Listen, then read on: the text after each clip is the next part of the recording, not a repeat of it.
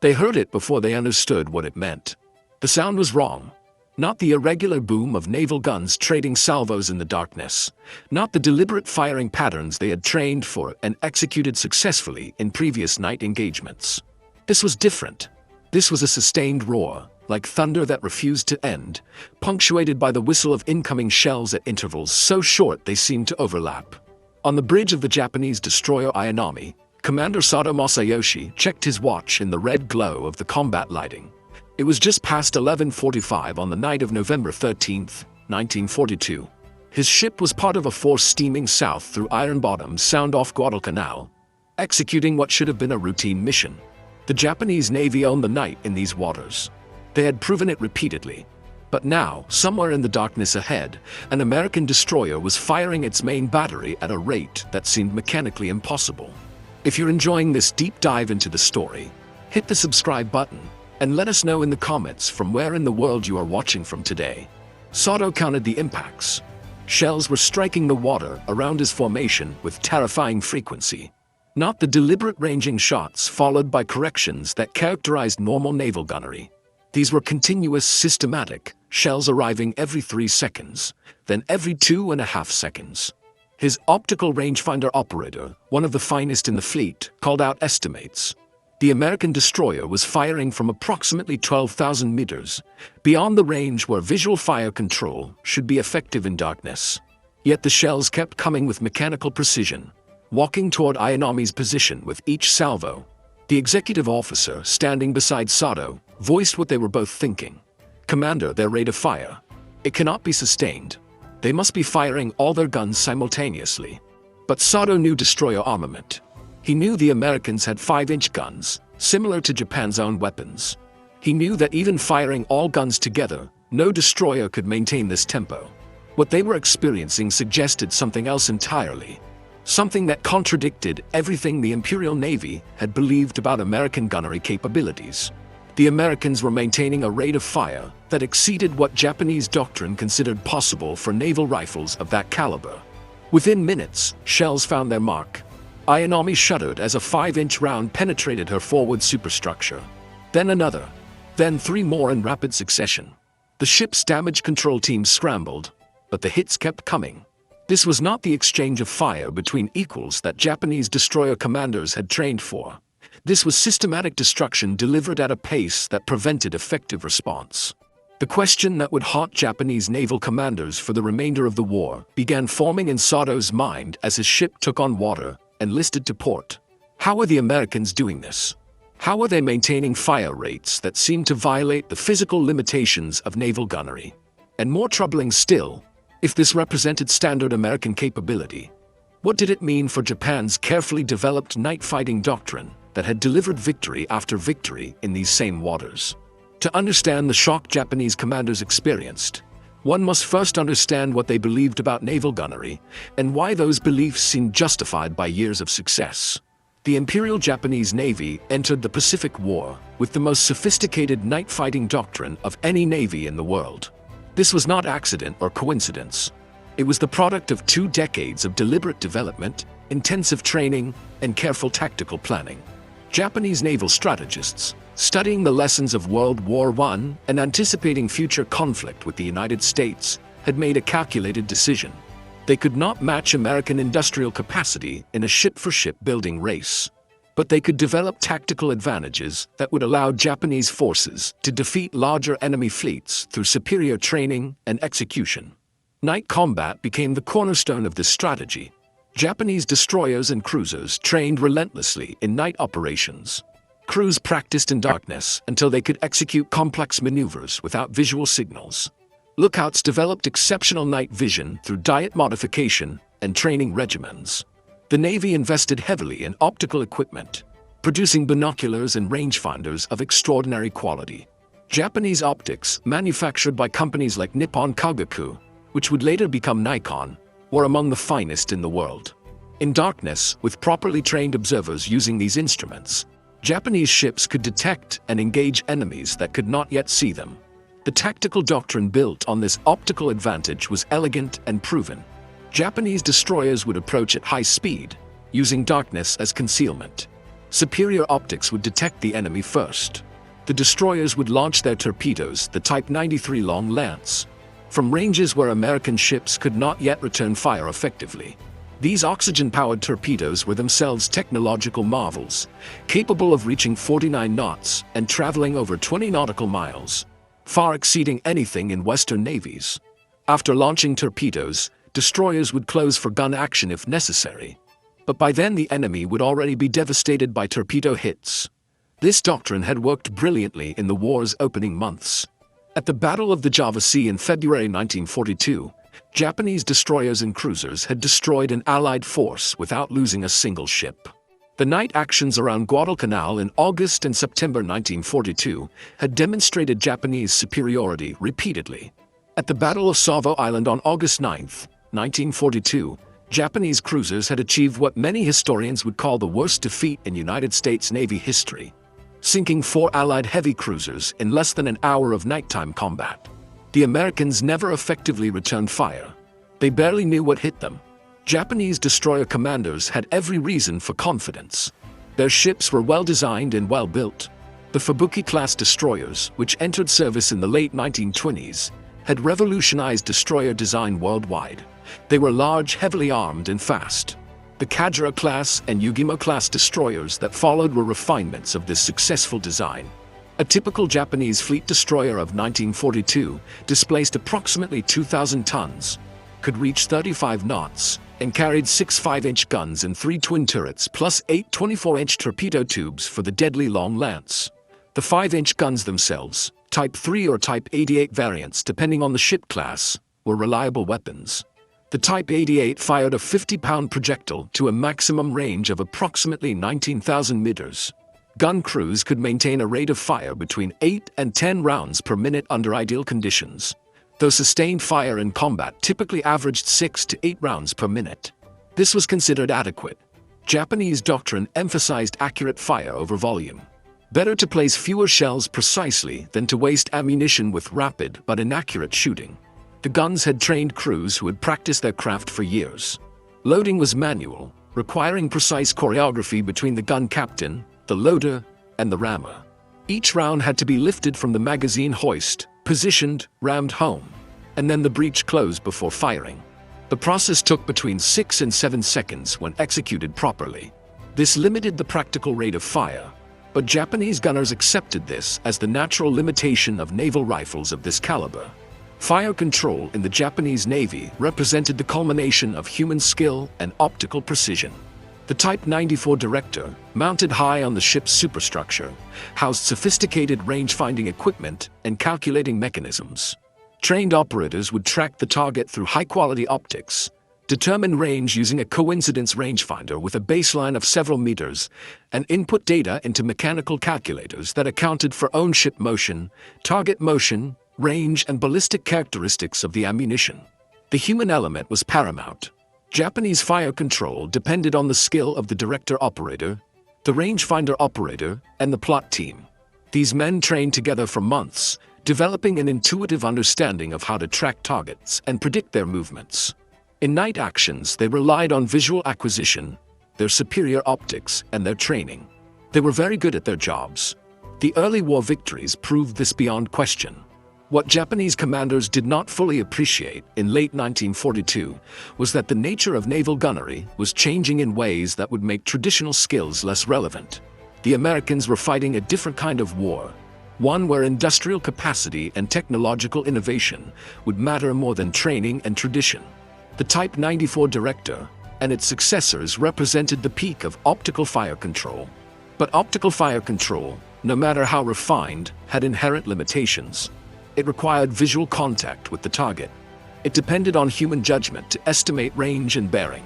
It was affected by visibility, weather, and the simple fact that human beings, no matter how well trained, made errors under stress. Japanese naval doctrine acknowledged these limitations, but considered them universal. All navies faced the same constraints. The side with better training, better optics, and better tactics would prevail. This assumption was reasonable based on the state of naval technology in the 1930s, when Japanese doctrine was codified. It remained valid through the early battles of the Pacific War, when both sides fought under similar technological constraints. But the assumption was becoming obsolete, even as Japanese destroyers racked up victories in the Solomons. The Americans were deploying a technology that would fundamentally alter the mathematics of naval combat. They were installing radar fire control systems that could detect targets beyond visual range, track them with mechanical precision, and direct gunfire with accuracy that exceeded human capability. The Japanese Navy knew about radar. They had developed their own radar systems, though these were primarily used for search and detection rather than fire control. Japanese technical intelligence had reported that American ships carried radar equipment. But Japanese commanders, even those who understood radar's potential, did not fully grasp how it would change naval combat. They thought of radar as an enhanced detection system, a way to see farther in darkness or poor weather. They did not yet understand that the Americans had integrated radar into their fire control systems, creating a capability that transcended the limitations of optical gunnery. This gap in understanding was not a failure of intelligence. It was a failure of imagination. The Japanese Navy had invested decades in perfecting optical fire control and training crews to execute it flawlessly. They had built a doctrine around night fighting that leveraged their optical superiority. The idea that technology could render this investment obsolete seemed unlikely. Surely skilled human operators with excellent equipment would remain competitive against electronic systems. Surely training and experience would matter. These assumptions would be tested in the waters off Guadalcanal in the final months of 1942. Japanese destroyers, confident in their doctrine and their equipment, would encounter American destroyers equipped with 5-inch 38 caliber guns, Mark 37 directors, and radar fire control. The engagement would reveal a gap not just in technology but in fundamental capability.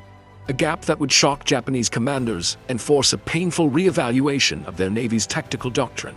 The weapon that would shatter Japanese confidence in night fighting was the 5-inch 38 caliber Mark 12 gun. Developed by the United States Navy in the mid-1930s and deployed widely on destroyers and light cruisers by 1942. The designation was straightforward. 5 inches referred to the bore diameter. 38 calibers meant the barrel length was 38 times the bore diameter, or 190 inches, nearly 16 feet of rifled steel. The Mark 12 was designed as a dual-purpose weapon, capable of engaging both surface targets and aircraft. This dual capability required engineering compromises, but the result was a remarkably effective weapon system. The gun fired a 55-pound projectile at a muzzle velocity of 2,600 feet per second. Maximum range against surface targets was 18,000 yards, approximately 10 nautical miles. Maximum ceiling against aircraft was 37,000 feet. But the revolutionary aspect was not the gun itself. It was the rate of fire. The Mark 12, when properly maintained and operated by a trained crew, could sustain 15 to 22 rounds per minute. This was nearly triple the sustained fire rate of Japanese 5-inch guns. Under ideal conditions, with a well-drilled crew and functioning automatic ammunition hoists, individual guns could achieve even higher rates for short periods. Though sustained combat typically saw rates between 15 and 18 rounds per minute, the mechanical design enabling this rate was sophisticated. The gun used a semi-automatic vertical sliding breech block. After firing, the recoil energy operated a mechanism that automatically opened the breech and ejected the spent cartridge case. A spring-powered rammer then automatically pushed the next round into the chamber. The breech closed automatically once the round was fully seated. The entire loading cycle, from firing to ready to fire again, took between 3 and 4 seconds when the system functioned properly. The ammunition itself was fixed, meaning the projectile and propellant charge were permanently assembled in a brass cartridge case. This simplified and accelerated loading compared to separate loading ammunition, where projectile and charge were handled individually. Each complete round weighed approximately 70 pounds. The rounds were stored in magazines below the gun mounts and delivered to the guns by power-driven hoists that could move ammunition from magazine to gun in seconds. A 5-inch mount required a crew of approximately 15 men in total, though only a few were directly involved in the loading process at the gun itself. The gun captain controlled firing. The pointer aimed in elevation using a hydraulic power drive. The trainer aimed in azimuth, also using power traverse. 2 loaders, called hot shell men in Navy terminology, handled the ammunition as it arrived from the hoist. Additional crew members managed the hoist, handled ammunition in the magazine, and maintained the complex mechanical systems. Training for these crews was intensive and continuous. American destroyer gun crews drilled constantly, practicing loading sequences until they could execute them in darkness, in rough seas, with the ship maneuvering violently. The Navy measured crew proficiency in rounds per minute during qualification exercises. Crews that could not maintain at least 12 rounds per minute sustained fire were considered substandard and received additional training until they met requirements. But the gun itself, impressive as it was, represented only half of the revolution in American destroyer gunnery. The other half was fire control, specifically the Mark 37 Director system integrated with radar. The Mark 37 Director was a sophisticated electromechanical computer housed in a large mount, typically positioned high on the ship's superstructure for maximum visibility and radar horizon. The system weighed approximately 4 tons and required a crew of 6 to 8 men to operate. Inside the Director housing were optical rangefinders, mechanical calculators, rate gyroscopes to measure on-ship motion, and connections to radar systems that provided target range and bearing with electronic precision. The Director calculated a firing solution by processing multiple inputs simultaneously. On-ship speed and course came from gyro compasses and speed logs. Target range and bearing came from radar. Target motion was determined by tracking rate of change in radar range and bearing over time. Wind speed and direction were input manually based on observations. Ballistic characteristics of the ammunition, including muzzle velocity, projectile weight, and drag coefficients, were built into the mechanical calculators. The system produced continuous firing solutions, updating multiple times per second as conditions changed. The Director transmitted these solutions electrically to the gun mounts. The guns, equipped with automatic follow-the-pointer systems, mechanically aligned themselves to match the Director's solution. When the guns were properly aligned, indicator lights illuminated, telling the gun captain the weapon was ready to fire. The guns could be fired individually by gun captains or centrally by the Director officer, who could trigger all guns simultaneously with a master firing key. The integration with radar was the critical innovation that Japanese commanders had not anticipated. American ships in 1942 carried various radar systems. The SC radar, operating at a wavelength of approximately 1.5 meters, provided early warning of aircraft and surface contacts at ranges exceeding 20 miles. The SG surface search radar, operating at 10 centimeters wavelength and introduced in mid-1942, could detect surface targets with precision and provide accurate range and bearing data suitable for fire control. When the Mark 37 Director received radar data, it eliminated the fundamental limitations of optical fire control. The system did not need to see the target. It could track and engage contacts beyond visual range in darkness and rain and smoke. Human judgment was still involved, particularly in identifying targets and making tactical decisions, but the actual process of tracking and calculating firing solutions was mechanical and electronic, immune to the fatigue, stress, and error that affected human operators.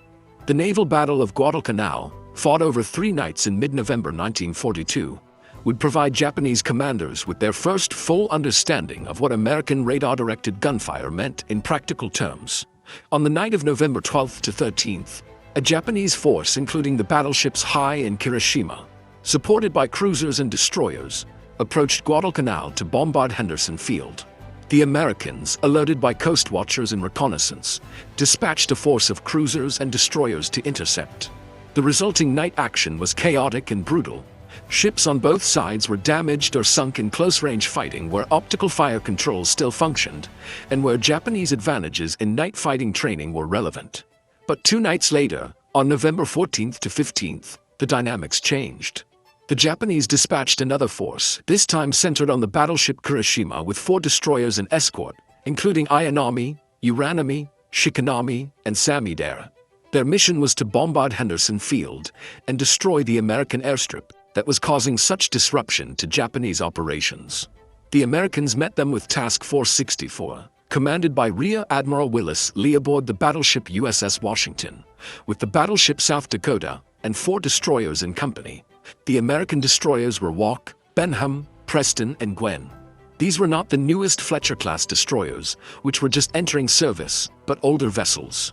Still, they carried 5-inch .38 caliber guns and Mark 37 directors with radar fire control. The battle opened just after 11 o'clock at night. Radar aboard Washington detected the Japanese force at a range of 18,000 yards, over 9 nautical miles. The American destroyers, positioned ahead of the battleships as a screening force, picked up the Japanese ships on their own radars. The range closed rapidly as both forces steamed toward each other at combined speeds exceeding 40 knots. At approximately 11:45, as the range decreased to 12,000 yards, the American destroyers opened fire. The Japanese destroyers, still relying on optical fire control in the darkness, had not yet detected the American ships. They were steaming in formation, alert but not yet engaged, when the first 5-inch shells began falling around them. The firing pattern was unlike anything Japanese destroyer commanders had experienced. The American destroyers were launching salvos every few seconds, maintaining a sustained drumbeat of fire that seemed mechanically impossible for weapons of that caliber. The shells were accurate despite the darkness and the range. American radar provided precise target location. American directors calculated firing solutions that accounted for the complex geometry of 2 formations of ships moving at high speed on converging courses. Commander Sato aboard Ayanami attempted to return fire, but his optical rangefinders could not yet acquire the American ships in the darkness. His fire control team was searching, trying to locate the enemy by muzzle flashes and the direction of incoming shells.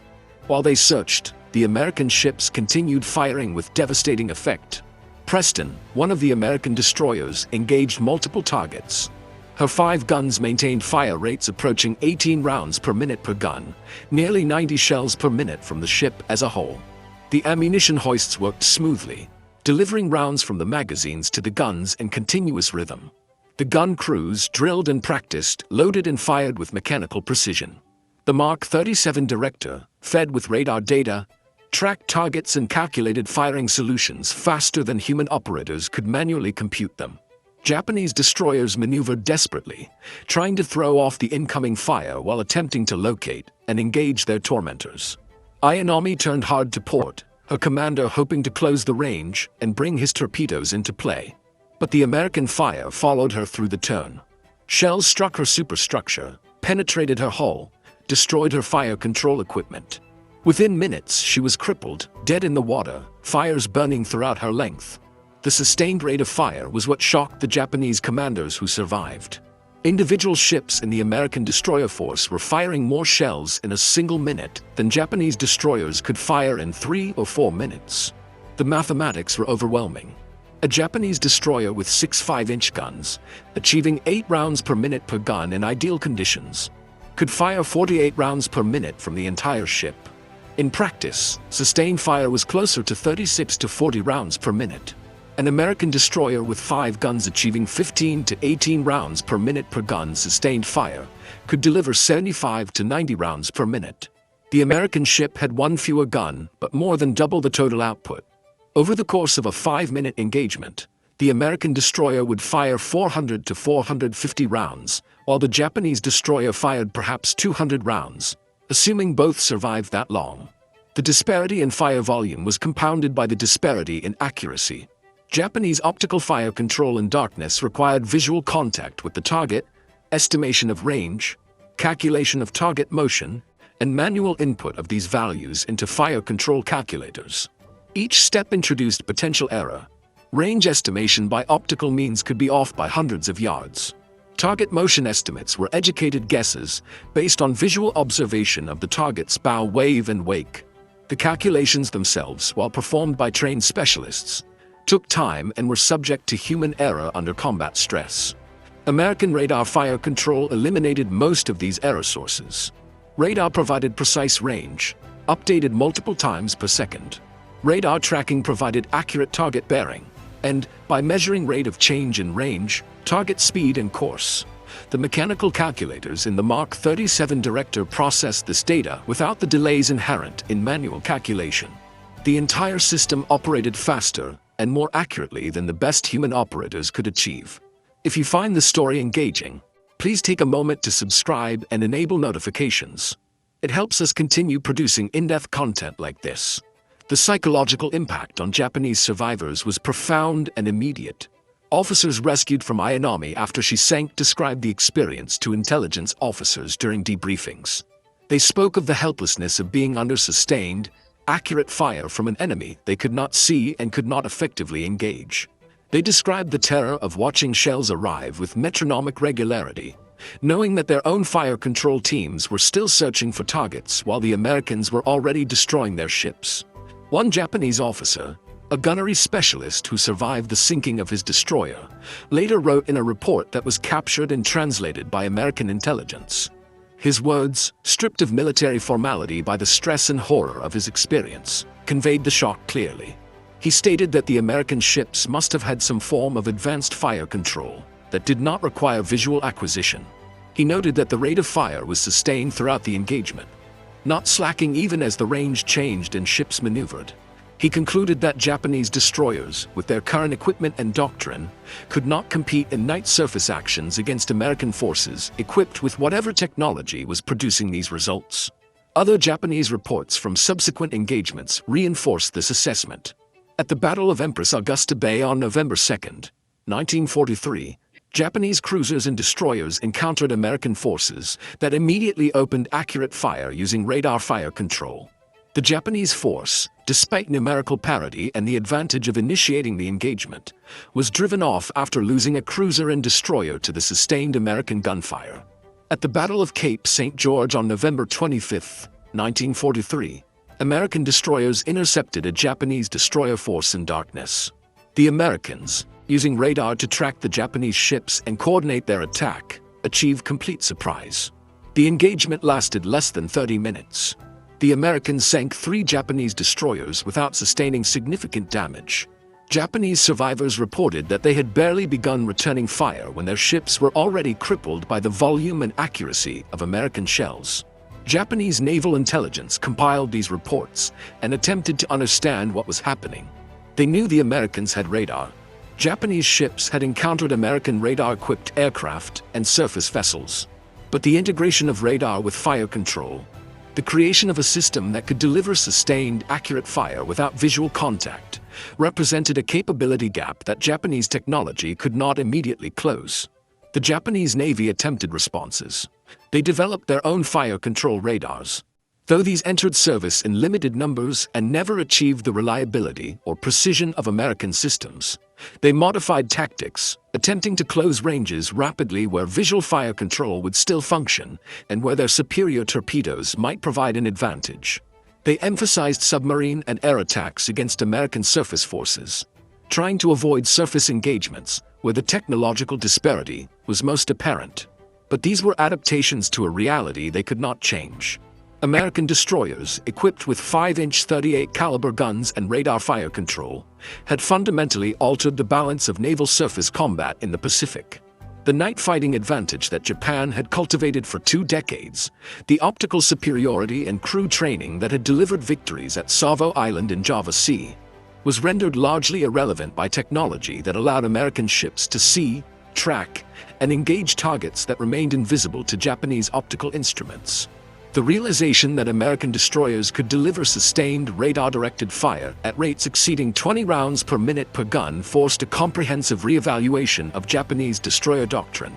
This was not a simple tactical adjustment. It required acknowledging that the technological foundation of Japanese night-fighting superiority had been undermined by American innovation. Commander Sato did not survive to participate in this re-evaluation.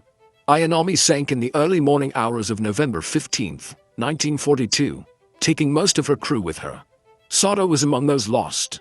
His ship, crippled by the sustained fire from American destroyers whose crews he never saw, remained afloat long enough for some crew members to abandon ship before she went down stern first in the waters off Guadalcanal.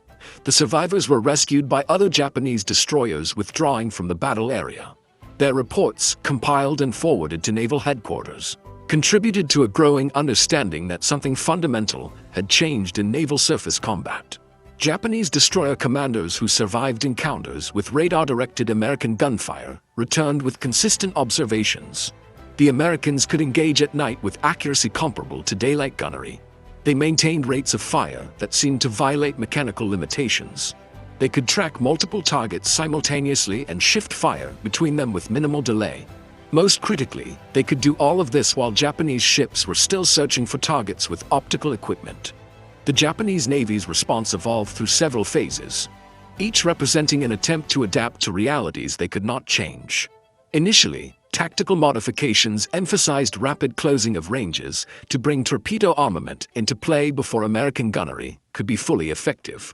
Japanese destroyers would approach at maximum speed, launch torpedoes at the earliest opportunity, and then attempt to withdraw before sustaining crippling damage from gunfire.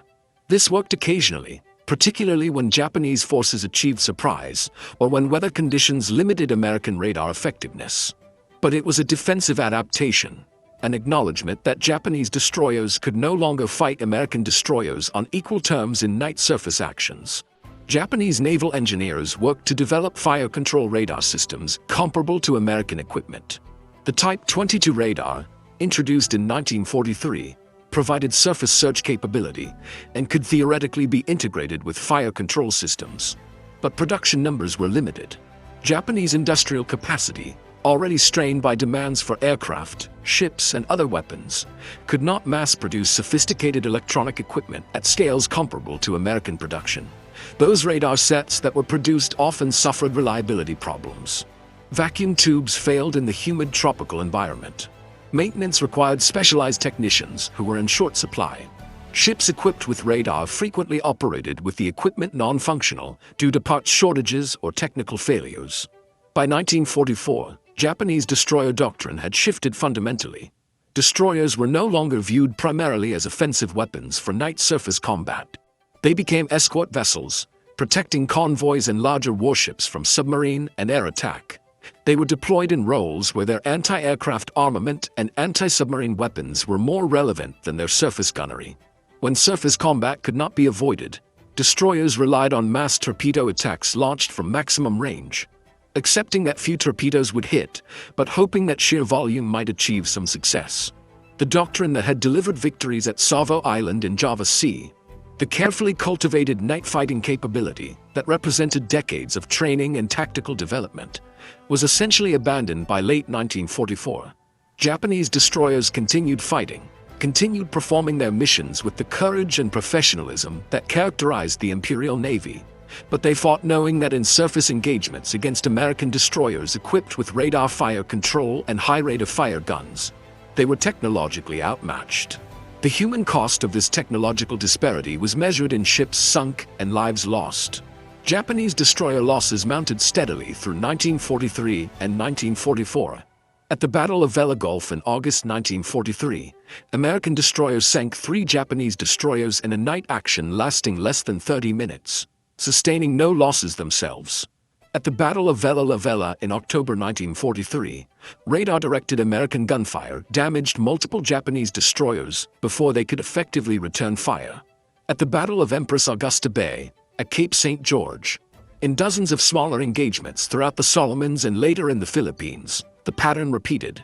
American destroyers detected Japanese forces on radar, opened accurate fire at ranges where Japanese optical fire control could not yet function, and maintained devastating rates of fire until Japanese ships were sunk or withdrawn. The 5-inch .38 caliber gun and Mark 37 Director represented more than superior technology. They represented an industrial capacity that Japan simply could not match. American naval gun production during World War II was conducted at scales that would have seemed impossible to pre-war planners. The Washington Naval Yard Gun Factory produced 5-inch .38 caliber guns at rates exceeding 100 units per month during peak production periods in 1943 and 1944. The Naval Gun Factory was not alone. The Naval Ordnance Plant in Louisville, Kentucky, the Naval Ordnance Plant in York, Pennsylvania, and contractors including the American Machine and Foundry Company all produced naval guns in quantity. By war's end, American factories had manufactured over 9,000 5-inch .38 caliber guns. These equipped not only destroyers but also cruisers, battleships, aircraft carriers, and auxiliary vessels. Every new destroyer commissioned from 1942 onward carried 5 to 8 of these weapons. The Fletcher-class destroyers, of which 175 were completed during the war, each carried 5 5-inch guns. The Sumner and Gearing classes, introduced later, carried 6 guns each. The Mark 37 Director was produced in comparable numbers. over 3,000 units by 1945. Western Electric, General Electric, and Ford Motor Company all manufactured directors or director components under Navy contracts. The electronics industry, which barely existed as a major industrial sector before the war, expanded dramatically to meet military demands. Vacuum tube production alone increased from approximately 100 million tubes annually in 1940 to over 300 million tubes annually by 1944, with significant percentages going to military electronics, including radar and fire control systems. Japan's industrial capacity could not approach these production levels.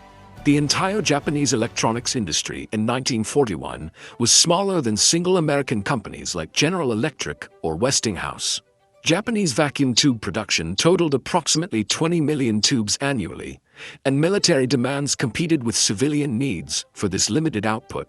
The sophisticated fire control systems that required hundreds of vacuum tubes per unit, multiple electric motors, precision gearing, and reliable electrical components simply could not be mass-produced in quantities sufficient to equip the fleet. Japanese destroyers completed after 1942 entered service with fire control systems that were fundamentally similar to those of destroyers built in the 1930s. Optical rangefinders, mechanical calculators, manual plotting, human operators making judgments and calculations. These systems worked, but they worked at human speeds with human limitations. When matched against American systems that operated at electronic speeds with mechanical precision, the outcome was predetermined. The disparity extended beyond individual weapons to entire vessels. American shipyards commissioned 175 Fletcher-class destroyers between June 1942 and September 1944, an average of more than 6 destroyers per month sustained over 2 years. Japanese shipyards, facing material shortages, labor shortages, and frequent air attacks, commissioned approximately 40 destroyers total during the same period. The ratio was better than 4-to-1, and every American destroyer was technologically superior to its Japanese counterpart in fire control, radar, and sustained gunnery capability. American destroyers that were damaged in combat were typically repaired and returned to service within weeks or months. The network of repair facilities across the Pacific, from Pearl Harbor to Espiritu Santo to Ulithi, could handle complex repairs including replacement of entire gun mounts, directors, and radar systems. Japanese destroyers damaged in combat often remained out of service for months due to parts shortages and limited repair facilities.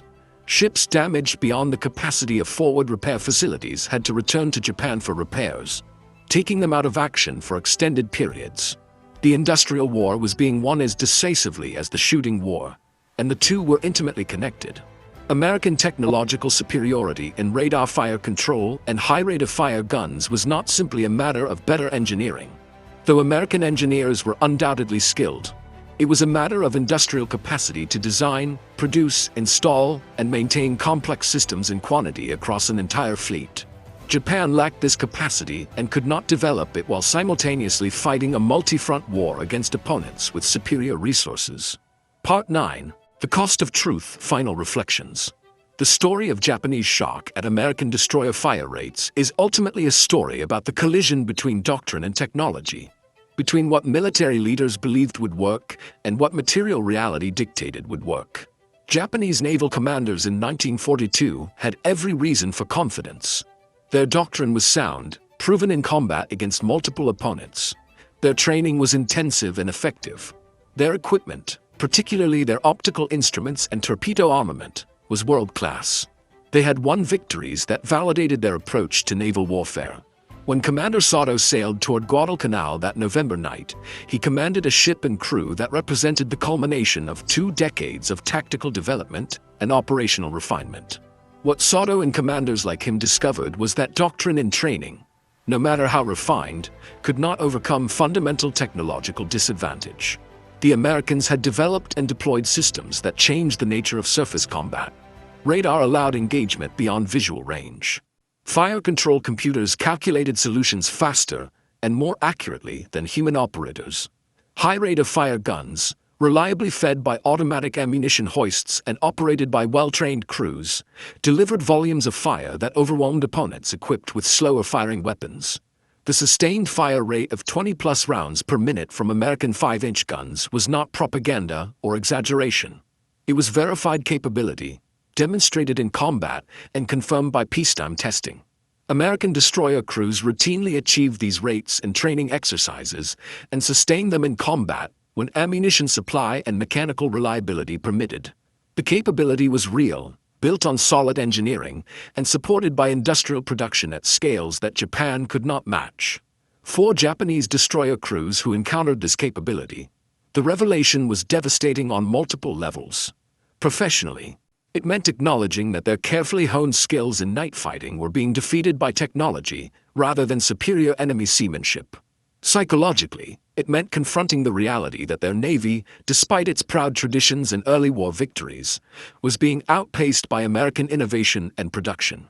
Personally, it meant fighting in ships they knew were inadequate, against opponents they knew they could not defeat on equal terms, with equipment they knew would not protect them. The human dimension of this story deserves emphasis. The Japanese sailors who died aboard Ayanami and dozens of other destroyers were not inferior to their American counterparts in courage, skill, or dedication. They were serving in ships their nation could build with equipment their industry could produce, fighting according to doctrine their navy had developed. They died because industrial capacity and technological innovation, not individual failings, determined the outcome of the battles they fought. The American sailors who operated the 5-inch guns and fire control systems that destroyed these Japanese ships were doing their duty, executing their training, and employing their equipment as designed. They were beneficiaries of an industrial system that could produce sophisticated weapons in quantity and a technological base that could innovate faster than opponents could respond. Their victory was assured not by superior personal qualities, but by superior material support. This is perhaps the fundamental lesson of the Pacific Naval War. Industrial warfare between modern nations is decided by production capacity, technological sophistication, and logistical capability, as much as by tactical skill or strategic brilliance.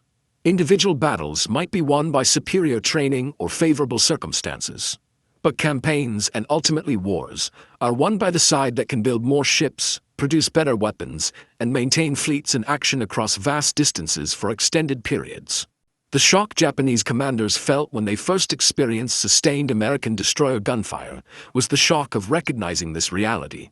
In those moments when shells arrived every few seconds, when fire control remained accurate despite darkness and distance, when their own weapons proved inadequate to respond effectively, they understood that they were not just fighting a battle or a campaign. They were fighting an industrial system that outmatched their own in every meaningful category. The 5-inch .38 caliber gun firing at 22 rounds per minute was a symbol of that system. It represented American engineering, American industrial capacity, American material abundance, and American technological innovation, all combined into a weapon system that fundamentally changed naval combat in the Pacific. Japanese commanders were right to be shocked. They were confronting a capability they had not anticipated and could not counter, a capability that rendered obsolete the doctrine they had spent decades perfecting. For Commander Sato, standing on Ayanami's bridge in the final minutes before his ship sank, the understanding came too late to matter for him personally. But his experience, and the experience of hundreds of Japanese destroyer officers who faced similar situations, would inform Japanese naval operations for the remainder of the war. They would adapt where they could, withdraw where they must, and continue fighting with whatever advantages they retained. But they would fight knowing that in night surface actions against American destroyers, they faced opponents with a technological edge they could not overcome. The night of November 13, 1942, marked a turning point as significant as any major battle. It was the moment when Japanese naval superiority in night combat, so carefully cultivated and so successfully demonstrated in earlier battles, was definitively broken by American technology and industrial might. The shells that struck Ayanami, arriving with mechanical regularity from guns the Japanese could not see, announced a new reality that would govern naval combat in the Pacific for the remainder of the war. Thank you for watching. For more detailed historical breakdowns, check out the other videos on your screen now, and don't forget to subscribe.